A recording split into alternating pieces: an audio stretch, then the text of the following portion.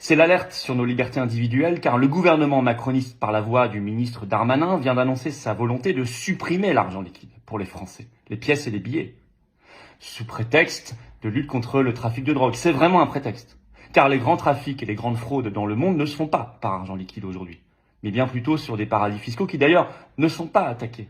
C'est là qu'il faudrait mettre le paquet. Non, la suppression de l'argent liquide, c'est une vieille volonté de l'oligarchie, qui s'exprime notamment à travers la volonté de créer l'euro numérique, qui est un véritable danger. Imaginez une société sans argent liquide. Ça veut dire que, à tout instant, la banque et le gouvernement savent ce que vous faites de votre argent, que vous avez gagné, de votre épargne. Plus de liberté individuelle, plus de vie privée du tout. La société de surveillance permanente et de contrôle.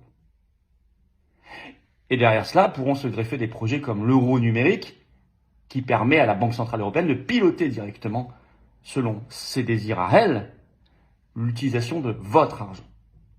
L'Autriche a inscrit dans sa constitution le droit à l'argent liquide. Je souhaite la même chose pour la France. C'est une liberté individuelle très importante. On ne doit pas tomber dans les mains du complexe bancaire et gouvernemental.